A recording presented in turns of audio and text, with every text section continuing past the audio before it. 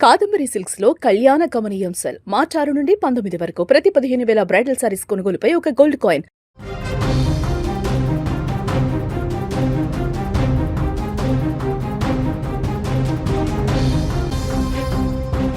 యుద్ధ క్షేత్రంలో మునిపెన్నడూ లేని సరికొత్త మలుపు చోటు చేసుకుంది.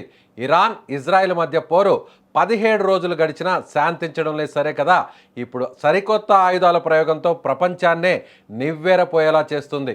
ఇన్నాళ్ళు ఒక ఎత్తు, ఇప్పటి నుంచి ఒక ఎత్తు అన్నట్టుగా ఇరాన్ తన అమ్ముల పొదలోని అత్యంత శక్తివంతమైన రహస్య ఆయుధాన్ని బయటకు తీసింది. అదే డాన్సింగ్ మిసైల్. పేరు వినడానికి వింతగా ఉన్నా దీని విధ్వంసకర సామర్థ్యం మాత్రం శత్రువుల గుండెల్లో రైళ్లు పరిగెత్తిస్తోంది. సాధారణంగా క్షిపణులు ఒక నిర్ణీత మార్గంలో వెళ్తాయి, కానీ ఈ క్షిపణి మాత్రం ఆకాశంలో పాముల వంకర టింకరగా తిరుగుతూ తన దిశను మార్చుకుంటూ లక్ష్యం వైపు దూసుకెళ్తోంది. దీనివల్ల ప్రపంచంలోనే అత్యంత పటిష్టమైనదిగా పేరున్న ఇజ్రాయెల్ ఐరన్ డోమ్ రక్షణ వ్యవస్థ కూడా ఈ క్షిపణి ఎటు నుంచి ఎటు వస్తుందో అంచనా వేయలేక చేతులెత్తేస్తోంది. ఈ అద్భుత క్షిపణి ప్రయోగాన్ని ఇస్లామిక్ రెవల్యూషనరీ గార్డ్స్ కోర్ అధికారికంగా ధృవీకరించింది. తమ వద్ద ఉన్న రహస్య ఆయుధాల్లో ఇది కేవలం ఆరంభం మాత్రమేనని, అసలు సిసలు సామర్థ్యం ఇంకా చూపించాల్సి ఉందని హెచ్చరించడం ఇప్పుడు అంతర్జాతీయ స్థాయిలో చర్చనీయాంశంగా మారింది. ఈ డాన్సింగ్ మిసైళ్లు రాడార్లకు చుక్కలు చూపిస్తున్నాయి. వీటి ప్రయాణ మార్గం స్థిరంగా ఉండకపోవడంతో ఇంటర్సెప్టర్ క్షిపణులు వీటిని గాల్లో కూల్చివేయడం దాదాపుగా అసాధ్యంగా మారింది.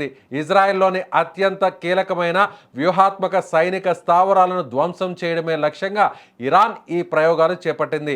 ఈ పరిణామంతో అగ్రరాజ్యం అమెరికా కూడా అప్రమత్తమైంది.